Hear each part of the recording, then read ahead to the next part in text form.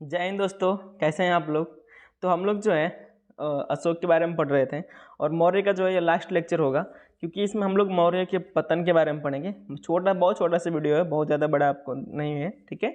तो इसमें हम लोग पढ़ेंगे मौर्य के पतन का कारण, बहुत छोटा सा वीडियो है। इसके बाद हम लोग सीधा आ जाएंगे मौर्योत्तर काल पर। और मौर्योत्तर काल में क्या होता है ना कि जो भी इस जो है मौर्य वंश के, यानी जो मौर्य वंश का जो है जब समाप्ति होती है, जब इनकी जो है जब सत्ता में गिरावट आती है, यानी साम्राज्य में इनका परिवर्तन होता है, जब इनके जो उत्तराधिकारी हैं जब अयोग्य होने लगते हैं, ठीक है, तो फिर इसके बाद क्या होता है, अन्य जो क्षेत्रीय जो शक्तियाँ हैं ना, जो भारत की और सारी हैं, तो क्या होती हैं जब आज़ाद होने लगती है ना, तो उसमें जो है नए नए जो है शक्तियाँ उत्पन्न होती हैं, उन्हीं को हम लोगों को पढ़ना है।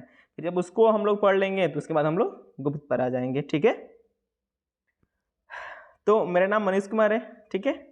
और हम लोग जो है और मेरी पूरी टीम जो है आपके आर एग्ज़ाम के लिए तत्पर है। तो फ्रेंड्स, आप जो है इस वीडियो को देखिए और इस बैच को ज्वाइन करिए। ये यूट्यूब पर ही क्लास आपको मिल जाएगी। पीडीएफ चाहिए तो आपको जो है इसी वीडियो के जो डिस्क्रिप्शन में जाएंगे नीचे, तो आपको टेलीग्राम का जो है लिंक मिल जाएगा, जहाँ से आप इसको डाउनलोड कर सकते हैं, इस पीडीएफ को भी। वहाँ से भी पढ़ेंगे आपको तो बहुत बेहतर है, ठीक है। फिर एनसीईआरटी क्लास जो है मॉर्निंग में डेली 7 बजे होती है। आप उस क्लास को देखिए, उसको एंजॉय करिए, क्योंकि वो जो क्लास है ना, जो मॉर्निंग में जो 7 बजे हो रही है, तो उस क्लास में क्या है कि आपको बेसिक क्लियर हो जाएगी। बेसिक जानते हैं ना आप लोग, जैसे कि एक बिल्डिंग बन रहा है, यानी मान लीजिए एक तरह से जो है 50 मंजिल जो बिल्डिंग बनानी है, तो उसके लिए भाई जो नींव होता है, जो फाउंडेशन होता है, ठीक है, यानी जो हम लोग का जो बेस होता है उसको मजबूत होना चाहिए ना, ठीक है। तो इसीलिए जो आपको एनसीईआरटी पढ़नी चाहिए। एनसीईआरटी पढ़े रहेंगे तो आपको जो है आप किसी भी कोचिंग में ज्वाइन करेंगे तो आपको जो बैच समझ में आएगा। तो आप उस एनसीईआरटी बैच को जो है ज्वाइन करिए, जो मॉर्निंग में 7 बजे आपको डेली मिलती है, तो वो आपके लिए बहुत बेहतर है। तो आप उसे डाउनलोड करिए, उसे देखिए।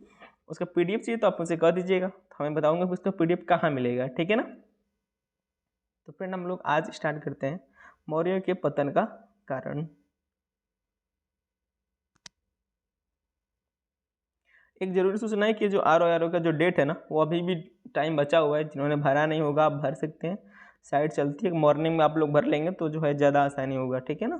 5-6 बजे अगर आप भरते हैं ना तो फॉर्म फिल हो जाता है, उस समय भर लीजिएगा। इसमें जो OTR का भी थोड़ा प्रॉब्लम चलता है। अब हम लोग यहाँ से देखेंगे मौर्य वंश के पतन का कारण क्या रहा है, ठीक है। यानी मौर्य वंश जो था, इतना जो है हम लोगों ने, अब देखिए अब क्या होता है ना कि कितना भी विशाल साम्राज्य हो, तो हम लोग यहाँ से जो है हम लोगों ने क्या पढ़ा, मगध के बारे में। मगध भी जो है कितना विशाल रहा, कितना जो है उसमें भी ताकतवर राजा हुए। पर धीरे धीरे जो है मगध साम्राज्य का भी क्या हुआ, मतलब एक तरह से विघटन हुआ, पतन हुआ। फिर मौर्यों का भी स्थापना हुआ। मौर्य भी आप देख सकते हैं कि मौर्य में कितना पीक तक चला गया।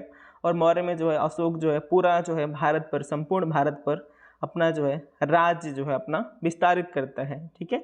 और पूरे भारत पर अपना कब्जा करता है और अंतर्राष्ट्रीय में भी एंट्री करता है, इधर अफगानिस्तान तक। मैंने आपको मैप में दिखाया था। तो अब देख सकते हैं कि इतना बड़ा साम्राज्य होने के बाद, इतना जो बड़ा साम्राज्य है ना, जैसे कि थोड़ा सा मैप बना ले, एक सेकेंड। इसे मान लीजिए कि ये गुजरात वाला क्षेत्र है और ये नीचे ऐसे है। इसको मान लेते हैं हम लोग इधर, ठीक है, उत्तर का। तो अब देखते हैं कि कैसे जो है अशोक जो है पूरा इस पर जो है क्या करता है, कब्जा करता है। बस नीचे का ही कुछ क्षेत्र छोड़कर, यहाँ से सुवर्णगिरी है, वहाँ तक जो है इसका जो है क्या कहते हैं साम्राज्य रहता है। तो एक बात आप समझेंगे कि यहाँ पर क्या है ना कि जैसे मान लीजिए अशोक है, अशोक कहाँ था, पाटलिपुत्र में, इसकी जो मेन राजधानी हुआ करती थी। लेकिन जब क्या हुआ कि जब अशोक जो है कमज़ोर होने लगा, अशोक के बाद जब नई पीढ़ी आई, उत्तराधिकार आए, तो जो है उतना जो है साम्राज्य विस्तारित नहीं थी। और उतना जो है मतलब जो क्या कहते हैं कि अब यहाँ पर क्या है ना कि आपको मैं बता दूँ कि देखिए यहाँ पर क्या है कि जितनी सारी जो है छोटी छोटी जो शक्तियाँ थीं, आप ठीक है, जैसे आप यहाँ का इस राजा कर सकते हैं, छोटे छोटे स्थानों का जो राजा होते थे। अब क्या है कि ये पाटलिपुत्र है, अब यहाँ का राजा जब तक मजबूत नहीं होगा तब तक यहाँ पर नियंत्रण कैसे कर पाएगा, क्योंकि आज की तरह अत्याधुनिक जो है सेना नहीं थी लोगों के पास जो यहाँ से अगर कब्जा कर लें। तो उस समय क्या होती थी, यही सबसे बड़ी प्रॉब्लम है। ये आपको प्रॉब्लम हर जगह देखने को मिलेगी। पूरे आप एंशिएंट हम लोग मौर्य पढ़ रहे हैं ना, मौर्य से लेकर हम लोग जो है जब आज़ादी के जब हम लोग पढ़ेंगे ना, जिस आज़ाद भारत में, तो वहाँ भी हम लोग देखेंगे कैसे जो है अंग्रेज़ों को भी पूरे संपूर्ण भारत को कब्जा करने में बहुत प्रॉब्लम होती है। जब वो कब्जा करते हैं पूरे भारत को जीतने की, जब ट्राई करते हैं पूरे भारतीय उपमहाद्वीप को, तो यही प्रॉब्लम आती है। इसी को आगे जानते हैं क्या कहा गया है? सामंतवाद। ठीक है ना, जो छोटी छोटी जो शक्तियाँ हैं, यही सामंतवाद क्या है? जैसे कि सामंतवाद मतलब ये मतलब स्थानीय शक्तियाँ हैं, और एक तरह से आप कहेंगे कि ये विकेंद्रीकरण की भावना है। जैसे कि आज क्या है भारत में? विकेंद्रीकरण है, ठीक ना, जैसे कि मुख्यमंत्री है अपने अपने क्षेत्र का, तो उसी तरह से भावना है। तो क्या हुआ, जैसे ही जो है मौर्य जो है कमज़ोर होने लगे, तो उनके बाद जो है ये जो स्थानीय शक्तियाँ रही हैं, वो यहाँ से धीरे धीरे क्या होने लगी? जो स्वतंत्र होने लगी। ठीक है ना, ये अब जब तक यहाँ पर उच्च जो उत्तराधिकारी हुआ करता था, जो एक तरह से महान आप कह सकते हैं, जिसके पास जो है थल बल सेना बहुत कुछ थी, जो रियली में जो है ताकतवर था, तब तक तो ये जो है शांत थे। ठीक है, लेकिन जैसे ही ये कमज़ोर पड़ा, तो ये जो धीरे धीरे जो चारों ओर की जितनी सारी जो शक्तियाँ रही हैं, ये सारे क्या होने लगी? जो है धीरे धीरे आज़ाद होने लगी। ठीक है, तो इसी तरह जो है मौर्यों का विघटन हुआ, मौर्यों का पतन हुआ, और इसमें जो है और क्या क्या कारण है वो चीज़ हम लोग देखेंगे। ठीक है ना, मौर्य वंश के अंतिम शासक बृहद्रथ की हत्या 185 BC में, ठीक है, ये विषय नहीं है, जो 185 BC में पुष्यमित्र शुंग, ये कौन था? तो ये पुष्यमित्र जो है ब्राह्मण था। ठीक है ना, इसने किया था। किसने किया था? तो पुष्यमित्र शुंग ने किसकी हत्या की थी? मौर्य वंश के अंतिम शासक बृहद्रथ की। अब इसको हत्या करके क्या किया इसने कि मौर्य वंश को जो है समाप्त कर दिया। इसके बाद किसका स्थापना किया? जो है शुंग वंश की। यानी हम लोग क्या पढ़ेंगे मौर्य के बाद? जैसे कि मौर्योत्तर काल में हम लोग क्या पढ़ेंगे कि शुंग वंश के हम लोग स्टार्ट करेंगे यहाँ से। आपको समझ में आ रहा है? क्योंकि मौर्य को जो अंतिम जो शासक है, जैसे कि हम लोगों ने क्या पढ़ा कि जो है नंदों का जो अंतिम शासक कौन था? घनानंद। तो घनानंद की हत्या किसने किया? घनानंद की हत्या जो है चंद्रगुप्त मौर्य ने किया। उसके बाद से जो है मौर्य वंश की स्थापना की गई। उसी तरह जब मौर्यों का जब पतन हो जाता है, मौर्यों में जो अंतिम जो शासक था जिसका नाम बृहद्रथ था, तो उसकी भी हत्या करता है पुष्यमित्र शुंग नाम का एक व्यक्ति। और उसके बाद से अपने जो है कास्ट या अपने जो है वर्ण के नाम पर क्या करता है? स्थापना करता है, और उसका नाम होता है शुंग वंश। तो हम लोग आगे शुंग वंश पढ़ेंगे। ठीक है ना, अब हम देख सकते हैं इसके जो है निम्न कारण क्या रहे हैं इसके पतन के, एक एक करके। देखिए, प्रथम क्या है? ब्राह्मणवादी प्रतिक्रिया। ठीक है, सम्राट अशोक एक सहिष्णु राजा था, ठीक है, आपको पता होना चाहिए, जिसके लिए सभी धर्म समान थे। लेकिन अपने जीवन काल के अंतिम समय में इसने बौद्ध धर्म को अपना राज्य धर्म बना दिया।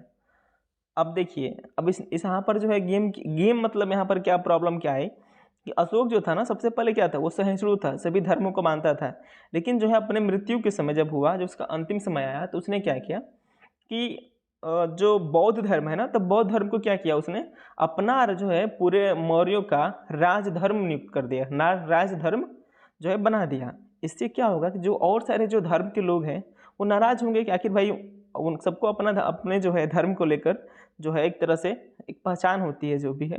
इसलिए जो है भारत भी आज क्या है? धार्मिक सहिष्णुता की भावना रखता है, यानी वही है कि सर्वधर्म समभाव की भावना। तो अशोक भी पहले सर्वधर्म समभाव की जो है भावना पर चल रहा था, और उसके लिए भी सभी धर्म समान थे। लेकिन जैसे ही जब अंतिम समय में जब अशोक जो है बौद्ध धर्म को अपना राजधर्म बना लेता है, इससे क्या होता है कि जो ब्राह्मण धर्म के लोग होते हैं ये लोग नाराज हो जाते हैं। ठीक है, अब ब्राह्मण धर्म के कौन नाराज हुआ? जैसे कि आप मान सकते हैं पुष्यमित्र शुंग। तो इसी के विरोध में पुष्यमित्र शुंग ने मौर्य वंश के अंतिम शासक बृहद्रथ की हत्या करके शुंग वंश की स्थापना किया। शुंग वंश की स्थापना का मतलब ब्राह्मण धर्म। ठीक है ना, यानी हम लोग यहाँ से ब्राह्मण वंश की स्थापना का जो है लोग स्टडी करेंगे। ठीक है ना, समझ में आ रहा है आपको? अगर कुछ प्रॉब्लम हो तो बताइएगा, ये बहुत इंपॉर्टेंट है। यह क्या है ना कि जो है यह भारत में ये प्रथम बार जो है ब्राह्मण वंश की स्थापना होती है। क्योंकि हम लोगों ने देखा है कि वैदिक काल में क्या हुआ कि धीरे धीरे जो है क्षत्रिय जो है इस क्षेत्र में आए और क्षत्रियों का जो है राज चलता रहा। परंतु इसके बाद जो है क्या है कि प्रथम बार जो है हम लोगों को शुंग वंश में ब्राह्मणों की स्थापना देखने को मिलती है। ठीक है, तो एक पहला कारण क्या था? तो पहला कारण जो है ब्राह्मणवादी इसकी प्रतिक्रिया रही। यानी क्या है कि अशोक क्या करता है कि अशोक जो है पहले सहिष्णु रहता है, सभी धर्मों को एक मानता है, समान मानता है, लेकिन क्या करेगा अंतिम समय में किसी एक धर्म को लेकर क्या हो गया, बैसमेंट हो गया कि यही धर्म श्रेष्ठ है और इसी धर्म को जो है पूरे जो है देश में होना चाहिए। इससे क्या होगा, जो देश के जो मौर्य वंश के जो है मौर्य साम्राज्य के जो बाकी जो धर्म के लोग थे वो लोग नाराज हो गए और वो लोग अपने धर्म को पहचान बनाने के लिए इसका विरोध करने लगे। और इसी में क्या किया कि जो पुष्यमित्र शुंग का नाम जो व्यक्ति था, उसने क्या किया कि मौका मिलते ही, जब उसे मौका मिला तो उसने मौर्य वंश के अंतिम शासक को ही मार दिया और उसके बाद ब्राह्मण वंश की स्थापना कर दिया। ठीक है, ये आपको आशा है कि आपको ये कारण समझ में आया होगा। नेक्स्ट देखते हैं हम लोग अयोग्य उत्तराधिकार। ठीक है, मौर्य शासकों की अनुमानित कालक्रम। देखिए कोई एकदम बिल्कुल करेक्ट आपको जो है नहीं माना जा सकता है, क्योंकि अब यहाँ से क्या आप इसको देख लेंगे ना, यहाँ से जो है मतलब एक नॉर्मल टाइम पीरियड आप लोग यहाँ से मान सकते हैं। अब क्या हुआ इसका मतलब समझिए कि अयोग्य उत्तराधिकार स्टार्टिंग में कौन था, चंद्रगुप्त मौर्य था। आपको पता है चंद्रगुप्त मौर्य जो है अपने समय में एक बहुत ही बलशाली और बुद्धिमान जो कहा जाता है, यानी जो है अपने समय में एक सम्राट की योग्यता लेकर ही पैदा होना, समझ रहे हैं आप लोग। तो वो और जो है वो जो चाणक्य जो नाम के जो व्यक्ति थे, जो पुरोहित थे, उनके जो है नेतृत्व में एक बेहतर शासक बनकर उभरे। क्या नाम था उनका, चंद्रगुप्त मौर्य। फिर इसके बाद से बिंदुसार भी क्या करते हैं, उतना तो ये मतलब जो अपना विस्तार नहीं करते हैं, लेकिन जो है अपने जो पिता की जो मिली विरासत है ना, उसको बनाए रखते हैं। फिर अगर हम लोग देखें बिंदुसार के बाद अशोक को, तो अशोक क्या करता है, अशोक एक जो है एक तरह से एक साम्राज्य विस्तारित व्यक्ति बनकर उभरता है और एक जो है द ग्रेट अशोक जो है यहाँ से यह जो व्यक्ति निकलता है और क्या करता है संपूर्ण भारत पर और जो विदेशी जो शक्तियां हैं जो भारत की सीमावर्ती क्षेत्रों से लगी हुई हैं उसको भी क्या करता है अपने कब्जे में कर लेता है, उसको भी जीत लेता है। तो यहाँ पर क्या किया इसने, जो है अपना साम्राज्य विस्तार किया। और जानते हैं आप लोग ना कि आप जैसे मतलब आज भी आप लोग देखेंगे कि जो है राजा किसको मानेंगे आप लोग, जो युद्ध जीता हो, कई बार युद्ध जीता हो। आपके गांव में भी क्या है कि कोई ऐसा लड़का है जो कई बार जो है किसी लोग से लड़ाई किया है और सब में जीत गया है, तो आप उसकी रिस्पेक्ट करेंगे। ठीक है ना। उसी तरह क्या है कि आज अमेरिका है, अमेरिका भी जीता हुआ भाई है, पहले से ज़्यादा आदमी है। ठीक है ना। अब कल को क्या होता है कि अमेरिका का और रूस में युद्ध हो जाता है और रूस फिर जीत जाएगा अमेरिका जो अमेरिका से, इसका दबदबा किसका हो जाएगा, फिर रूस का हो जाएगा। तो ऐसा ऐसा होता रहता है। ठीक है। तो इसी तरह क्या हुआ कि जो अशोक तो भाई ठीक है एक सम्राट था, अपना जो विस्तार किया है, लेकिन अशोक के जो बाद आने वाले जो राजा रहे हैं, जो सम्राट रहे हैं, वो जो है हम लोगों को उतने बलशाली देखने को नहीं मिलते हैं। अब यहाँ से आप लोग देख सकते हैं कि अशोक के बाद जो है यहाँ पर धीरे धीरे अयोग्य उत्तराधिकारों का जो है उत्पन्न हुआ और ये लोग अपने में ही बिजी रहते होंगे और उतना साम्राज्य विस्तार को तवज्जो नहीं देते होंगे। और ये भी हो सकता है उनकी जो धार्मिक नीतियाँ रही होंगी अपने जो है अपने अशोक को लेकर, अशोक जो उनका जो पूर्वज रहे होंगे इन लोगों के जो है, इसलिए जो है इन लोगों का जो है इतना विकास जो है नहीं हो पाया होगा। और यहाँ से तो ठीक है, तो ऐसा देखने को मिलता है जब अयोग्य उत्तराधिकार रहेंगे तो फिर घर का विनाश होना ही है। कहने का मतलब है कि एक घर में भी एक मान लीजिए पिता है, उसने क्या किया है कि अपने घर में करोड़ों की संपत्तियाँ, उसके 100 बीघा खेत बना कर रखा है, लेकिन उसका एक पुत्र हुआ, एक ही पुत्र है उसके घर में, और उसी को सब कुछ संभालने को मिला, उत्तराधिकार जब बना तो वो क्या है कि भोग विलासिता में डूबा हुआ है। उसको कोई बहुत मतलब नहीं है किसको बचा कर रखना है, बढ़ाना तो दूर की बात है, कुछ लोग बचा भी नहीं पाते हैं। ठीक है ना। फिर धीरे धीरे क्या करेगा, सब कुछ अपना जो है बेच उच कर अपना जो है लग्जरियस लाइफ जिएगा और सब कुछ तहस नहस हो जाएगा और उस वंश का ही जो है समाप्ति के दौर पर आएगा। और धीरे धीरे क्या करेंगे, जो अगल बगल के लोग होंगे उसको चढ़ा बढ़ा कर सारी ज़मीनें खरीद लेंगे। तो ऐसा देखने को मिलता है। आप लोग गाँव में होंगे, शहर में होंगे, तो आप ऐसा जो है रीजन देख सकते हैं। अब देखिए क्या हुआ, जो तीसरा कारण सबसे जो है माना जाता है वह है आर्थिक कारण। अशोक के बाद जो है टैक्स चोरी, ठीक है, टैक्स चोरी हुआ, वसूली का बेहतर निगमन ना करना उत्तराधिकारियों द्वारा, इससे आर्थिक दुर्बलता की ओर गिरता गया। अब क्या है कि जो है जो आने वाले जो उत्तराधिकार रहे हैं मौर्य साम्राज्य के, उनके पास जो है मतलब जो टैक्स वसूली का जो इन लोग का जो प्रावधान रहा है, ये लोग अपना टैक्स वसूल पूरे जो है अपने क्षेत्र से नहीं कर पाते थे, जिसके कारण जब पैसे ही नहीं होंगे ना सरकार के पास तो फिर सरकार चलेगी कैसे। तो ये भी एक समस्या माना जाता है कि जो है ये लोग टैक्स वसूलने में नाकाम रहे होंगे। ठीक है, चाहे कोई भी रीजन हो। अब जैसे कि अब देखिए चंद्रगुप्त मौर्य था, उस समय जब चाणक्य हुआ करते थे तो उसमें क्या था कि जो टैक्स चोरी को सबसे बड़ा जो है जुर्म माना गया था। आप अगर टैक्स चोरी कर रहे हैं ना तो आप सबसे बड़ा जुर्म कर रहे हैं, आपको टैक्स चोरी नहीं करनी चाहिए। तो ऐसा जो है इसमें माना गया, लेकिन बाद में ऐसा देखने को नहीं मिलता होगा। ठीक है, चौथा क्या है, अशोक की धार्मिक नीति। जब अशोक जो था, जब अपने समय में जब युद्ध कर रहा था तो क्या कर रहा था कि अशोक ने भेरी घोष के नगाड़े यानी भेरी घोष के स्थान पर धम्म घोष का नारा दिया, जिसके कारण अन्य राजाओं ने टैक्स देना ही बंद कर दिया। आप भेरी घोष का मतलब समझ रहे हैं? भेरी घोष का मतलब कि युद्ध के नगाड़े, यानी जो है अशोक क्या करता था, किसी से भी युद्ध कर लेगा, यानी उसको जो है कोई भी अगर नज़र उठा के देखा तो उसका फिर जो है खात्मा कर देने वाला व्यक्ति था। लेकिन इसके बाद में क्या हुआ कि जब उसने धम्म घोष को जो है, यानी जब वो उसने बौद्ध धर्म को अपनाया तो इन सारे युद्धों को उसने छोड़ दिया, यानी भेरी घोष का त्याग कर दिया। जिसके बाद से जो अन्य जो स्थानीय जो शक्तियाँ रही हैं, जो राजाएँ रहे हैं, तो उन्होंने क्या किया, टैक्स देना बंद कर दिया। पांचवा देखेंगे हम लोग, प्रशासनिक जो अधिकारियों का अधिक होना। मौर्य वंश में क्या था कि अब धीरे धीरे जो है जो प्रशासनिक जो व्यक्ति थे वो लोग बढ़ते गए, और मौर्यों का जो है भार इतना हो गया ना, तो अगर आपको टैक्स नहीं मिलेगा तो आप उसका सैलरी कैसे देंगे, क्योंकि एक जो है प्रशासनिक अधिकारियों का सैलरी बहुत ज़्यादा होता है। तो भारी भरकम जो सैलरी है और आय कम, सैलरी ज़्यादा, समझ रहे हैं आप लोग। अब क्या है कि अब उतनी रेवेन्यू नहीं हो रही है अपने जो है अपने राज्य से, अपने क्षेत्र से, और जो है क्या है कि जो है अधिकारियों को सैलरी देना ही है, तो फिर यहाँ पर भी जो है एक प्रॉब्लम आई होगी कि प्रशासनिक जो है अधिकारियों का अधिक होना भी जो है बोझ हो गया होगा। यानी जो है केंद्र पर यानी जो केंद्रीय शक्तियाँ हैं जैसे कि मौर्य वंशी, तो इस पर अत्यधिक जब बोझ पड़ जाएगा पैसे रुपयों का, फिर वो चला नहीं पाएगी ना, कोई भी टूट जाएगा। समझ रहे हैं आप लोग। अशोक की अहिंसावादी नीति, क्योंकि अशोक ने अपनी अहिंसावादी नीति अपना ली। सातवां देखेंगे हम लोग, सत्ता का केंद्रीकृत स्वरूप। सत्ता पूर्ण रूप से केंद्र के हाथ में था, ठीक है, विकेंद्रीकृत नहीं थी। समझ रहे हैं। क्षेत्रीय राज्य धीरे धीरे विद्रोह करके स्वतंत्र हो गए। वही तो मैंने बताया आपको कि अगर जो है केंद्र अगर मजबूत होता है तो आप केंद्रीय शक्तियाँ चला सकते हैं। लेकिन यहाँ पर क्या हुआ कि जो जब केंद्र जब मजबूत था तब तक जो है जो क्या कहते हैं जो विकेंद्रीकृत जो शक्तियाँ रही हैं, यानी जो स्थानीय शक्तियाँ रही हैं, ये जो है उन लोगों के कंट्रोल में थी। यानी राजा से डर था कि अरे जो है राजा हैं। लेकिन क्या हुआ, धीरे धीरे जब उनका प्रभाव खत्म हुआ, जब राजा कमज़ोर हुआ, जब उच्च शक्तियाँ कमज़ोर हुई, तो धीरे धीरे स्थानीय शक्तियाँ क्या हुई, जो है विद्रोह करके स्वतंत्र हो गए और अपना राज्य चलाने लगे। ठीक है, फिर यहाँ भी समस्या आती है। अब यहाँ पर मैं बता दूँ छोटा सा आपको कि अब यहाँ पर क्या होता है ना, ये तो ऐसे ख़त्म हो चुका है, पर मैं बता दूँ जैसे कि जब ये अलग हो गया, ठीक है, जैसे मान लीजिए भारत है,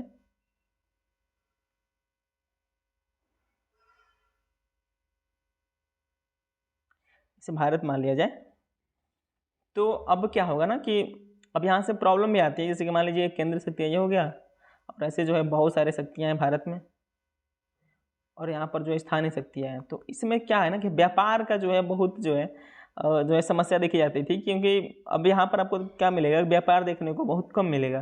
क्योंकि मान लीजिए आप जो है यहाँ पर जो मौर्य वंश में, जो मौर्य काल में जो यहाँ पर जैसे कि जो गुजरात में था, जो यहाँ पर हम लोगों ने पश्चिम बंगाल में देखा, ठीक है, जो हम लोगों ने पश्चिम बंगाल में देखा यहाँ पर, ठीक है, जो महाराष्ट्र में देखा, जो गुजरात में देखा, जो क्या थे, सब बंदरगाह थे। ठीक है, तो अब क्या है ना कि जब ये पाटलिपुत्र है, और जब ये स्थानीय शक्तियाँ जब ये आज़ाद हो जाएंगी, ये समझ रहे हैं आप लोग, यहाँ के आज़ाद हो जाएंगी, यहाँ के आज़ाद हो जाएंगी, जब ये जो है पाटलिपुत्र के जो यहाँ के जो लोग हैं, जो यहाँ के लोग हैं, जब यहाँ आएंगे, यहाँ से यहाँ तक आएंगे अपना सामान पहुँचाने, व्यापार करने, तो क्या प्रॉब्लम होगी कि ये यहाँ से आएंगे तो इन लोगों का क्या होगा, यहाँ इस जो है ये जो है यहाँ जो ये वाला राज्य है ये टैक्स लेगा, फिर ये टैक्स लेगा, फिर ये टैक्स लेगा। इस तरह करते करते क्या है, जो 1 रुपये की जो वस्तुएं हैं वो यहाँ पर आते ही टैक्स के माध्यम से 10 रुपये हो जाएंगी। इसके बाद क्या हुआ कि इसके बाद जो है हम लोग का जो व्यापारिक है यहीं से पतन होने लगा, क्योंकि हम लोगों ने पढ़ा है कि हम लोग का जो है व्यापारिक सिस्टम बहुत मजबूत हुआ करता था। लेकिन इन सब के कारण जो है इन्हीं सामंतवाद के कारण क्या हुआ कि अब व्यापार करना मुश्किल हो गया, क्योंकि इतना टैक्स हो जाएगा तो फिर क्या है कि अगर ये सामान लेकर जाएंगे, जब यहाँ से व्यापारी अगर लेकर जाएगा दूसरे देशों में, दूसरे मार्केट में, तो ये क्या करेगा कि ये 10 का सामान अब 20 में बेचेगा। अब ये 20 में बेचेगा क्योंकि इसको भी फायदा चाहिए। अब यहाँ पर 20 में बेचेगा, और जो कोई और देश वाले हैं तो क्या कर रहे हैं, इसी को 12 रुपये में बेच रहे हैं, तो इसका फिर चलेगा नहीं ना। तो ये जो है व्यापारिक जो यहाँ से जो है हम लोग को एक पतन भी देखने को मिलता है। तो हम लोग जो है मौर्य के जो है क्लास में हम लोग इतना ही पढ़ेंगे। इसके बाद हम लोग मौर्योत्तर काल में हम लोग शुंग वंश की जो है स्टार्ट करेंगे कल से। तो लेक्चर आपको मिल जाएंगे। तो फ्रेंड्स आज क्लास में बस इतना ही। थैंक यू, जय हिंद, बाय बाय। एनसीईआरटी क्लास करते रहिए फ्रेंड्स।